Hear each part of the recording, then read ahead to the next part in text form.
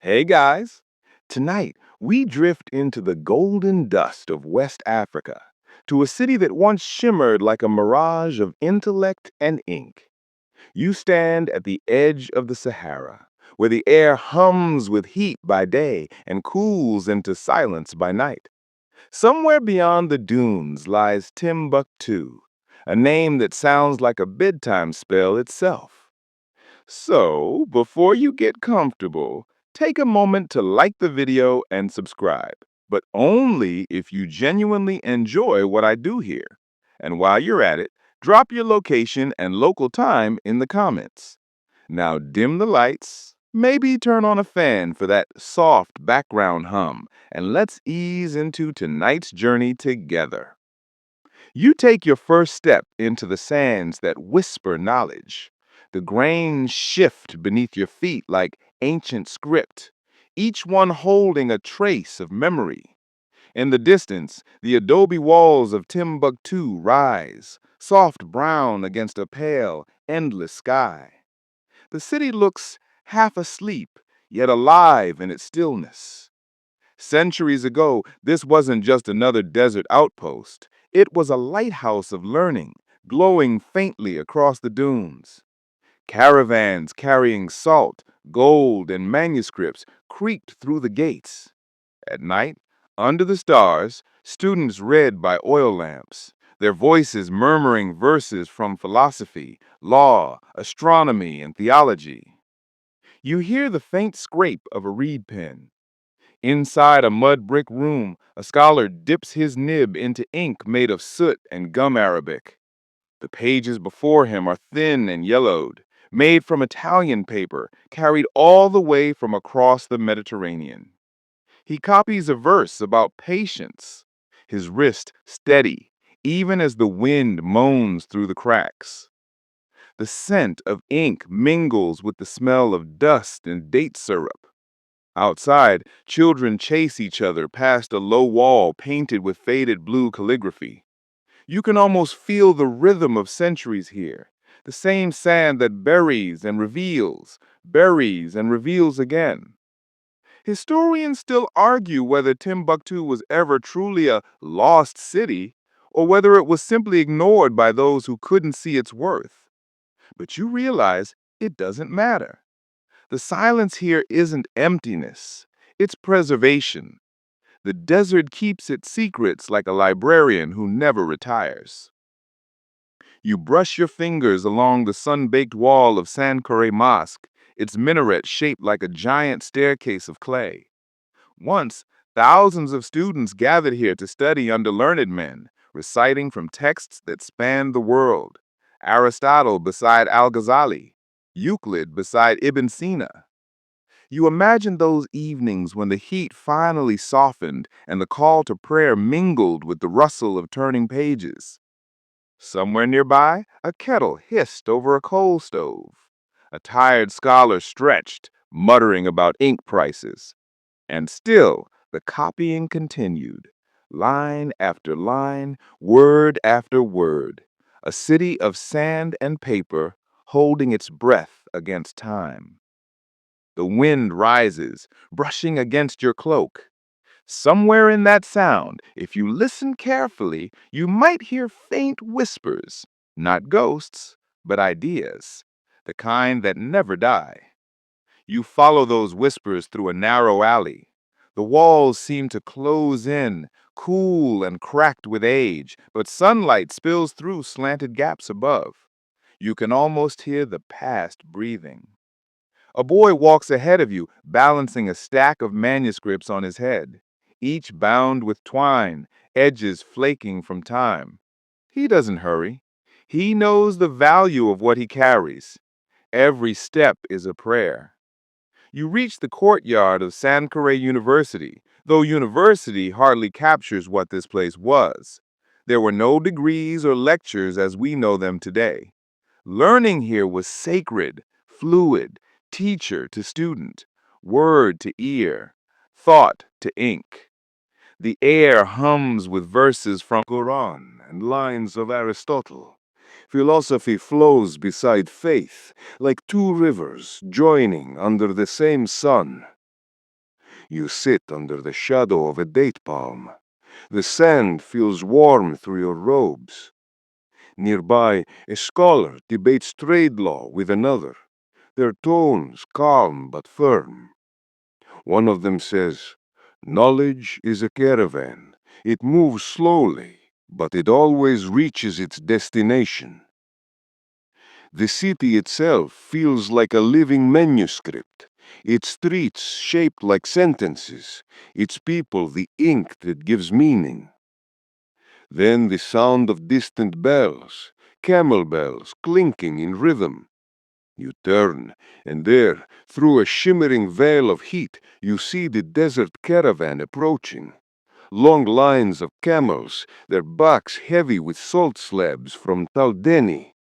Merchants in indigo robes chant softly to keep their beasts calm. The air tastes of dust and adventure. When they arrive, coins clink, greetings echo, and soon, beneath the arches of the market, knowledge is traded alongside gold and salt. A scribe offers a book, not just any book, but a rare volume on astronomy, written in the 1300s, bound in leather and smelling faintly of musk. Someone buys it with a pouch of gold dust. The book changes hands, and in that moment the light shifts. You realize what kept Timbuktu alive wasn't its wealth, but its hunger for wisdom.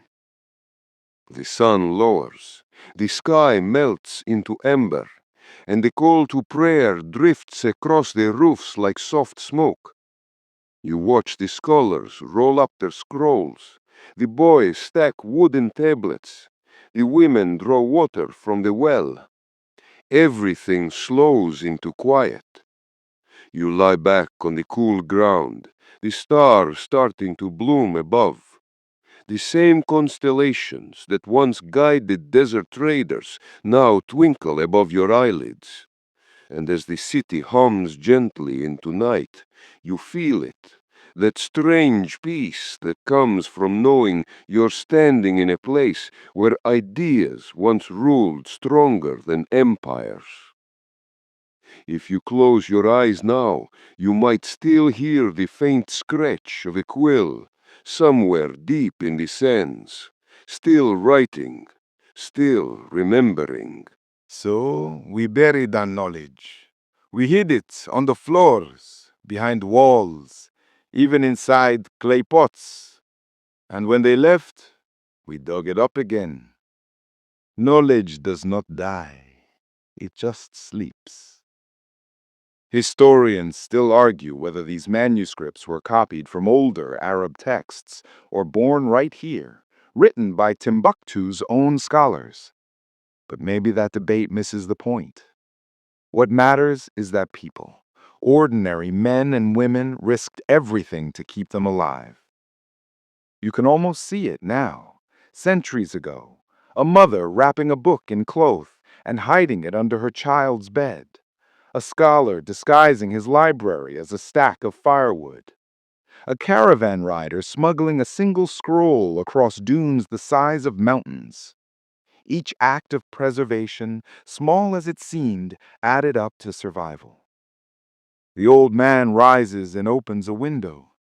Dust swirls in, glowing gold in the morning light. "These are not just books," he says. "They are our memories, our proof that Africa has always been a continent of thinkers."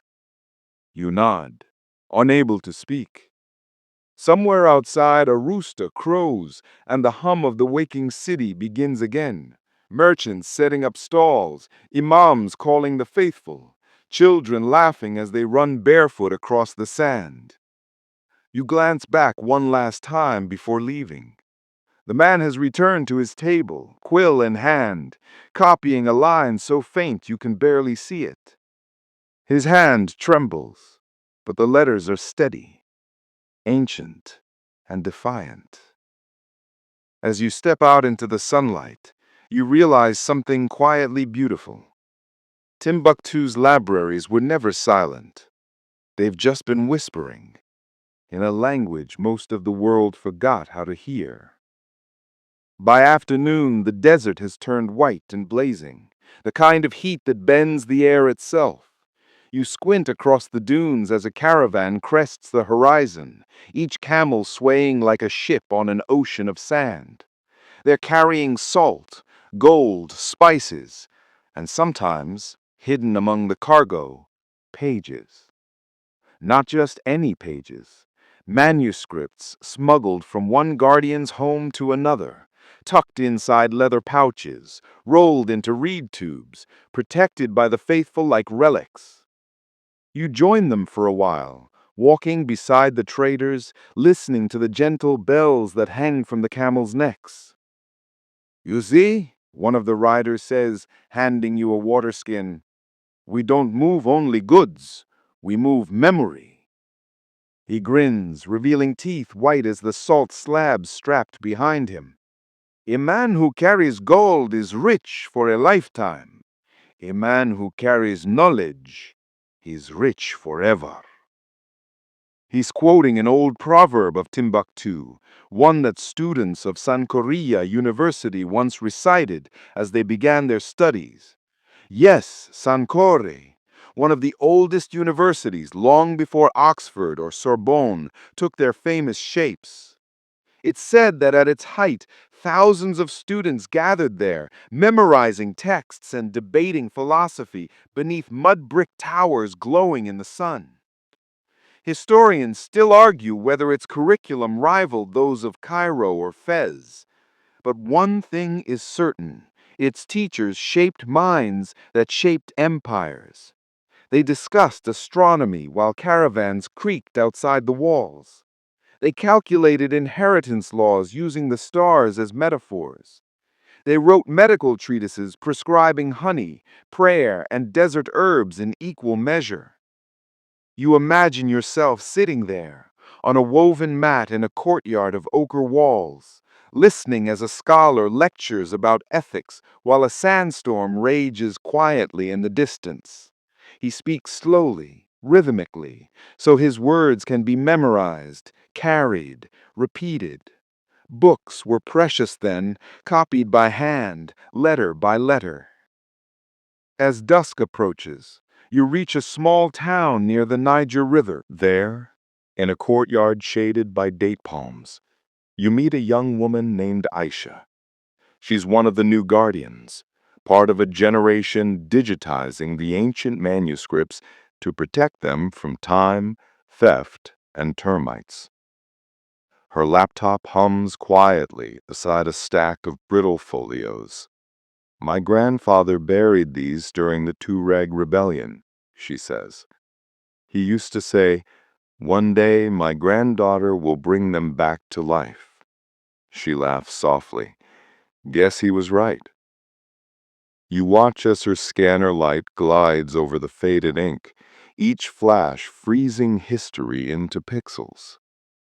Somewhere in the distance, a muezzin's voice begins to call for Maghrib prayer, echoing softly between the mud walls.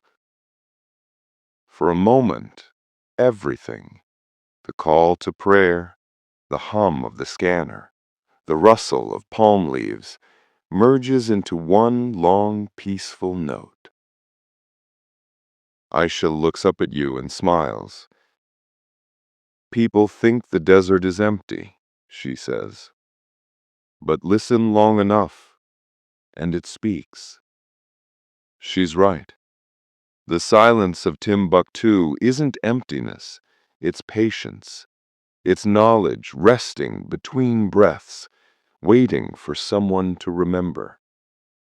You step outside into the cooling night. Stars prick the sky, and the air feels almost liquid after the day's heat. The desert wind carries a soft hiss, not unlike the turning of a page. As you lie down on the sand and close your eyes, the stories of Timbuktu drift around you.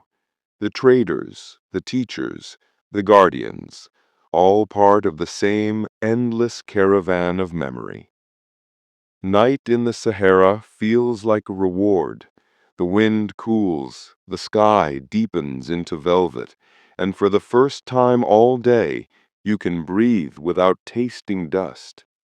The stars above you seem impossibly close, so close that the old scholars of Timbuktu once joked you could pluck them down and use them as lanterns to read by. You walk slowly through the city's narrow alleys, the mud brick walls glowing silver in the moonlight. Somewhere nearby, someone is baking bread in an earthen oven. The scent drifts through the air, flour, smoke, and faintly of cardamom. You follow it until you find an old man sitting by a small table stacked with manuscripts, each wrapped in worn cloth. He greets you with a nod and gestures to sit. His name is Ahmed, one of the last of the desert's living libraries. His family, he explains, has guarded these texts for centuries, not because anyone ordered them to, but because it felt like duty. Books, he says quietly, are the only treasure that multiplies when you give them away. He unwraps one of the bundles. The manuscript inside is written in black ink, its pages brittle but still breathing. You can almost hear them whisper, lines of poetry, astronomy, and law, written by men whose names faded long ago. Ahmed traces a finger along the margin. This one was copied by a boy no older than you. Look, his hand shook on this line. He smiles. Maybe he was nervous, or maybe the candle was dying. Historians still argue whether these texts were purely religious or a blend of faith and science. Some say the scholars of Timbuktu tried to bridge heaven and earth through logic. Others say they simply wrote down what the desert taught them, that patience, silence, and endurance were the greatest teachers of all. You listen as Ahmed talks about the droughts and invasions that came and went, how families buried their books under sand, inside clay jars, or behind false walls, how when the danger passed, they dug them up again, dusty, maybe torn, but never forgotten. And then you realize the silent libraries of Timbuktu aren't just the manuscripts. They're the people, each guardian a volume, each story a line of ink across the centuries. The city itself is a library, built not of shelves, but of faith and memory. A soft wind stirs, the night deepens. Ahmad begins to hum, a quiet, wordless tune, and for a moment the world feels older than time.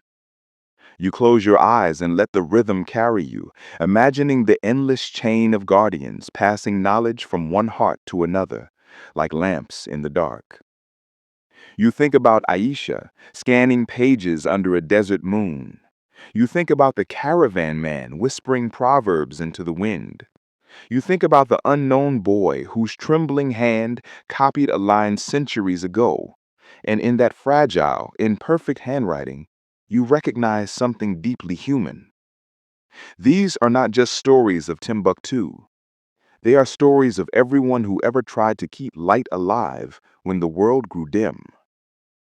Now, the wind softens again. The stars dim slightly. The city sleeps, but the books never do. They dream, in Arabic, in Songhai, in silence, waiting for another sunrise, another guardian, another curious traveler like you. So as you lie there, under the same sky that watched those guardians centuries ago, let your breathing slow.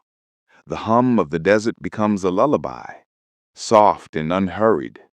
The stories of Timbuktu fold themselves gently around you, warm as a blanket, light as the dust of the Sahara.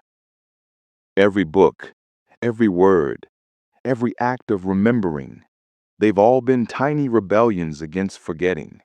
You can almost feel the heartbeat of the desert in the sand beneath you, pulsing quietly, whispering that knowledge never truly dies. It only rests. The wind cools your face. The stars shimmer faintly. And somewhere far away, a call to prayer echoes, reminding you that the night is also a kind of worship, a pause before dawn, a moment of peace between the pages of time. Let that peace sink into you. Let your thoughts drift like grains of sand, scattered and soft. And as your eyes grow heavy, remember the lesson the desert tried to teach, that silence is not emptiness, it's the space where wisdom breathes. Good night, traveler. Sleep well in the city of dust and light.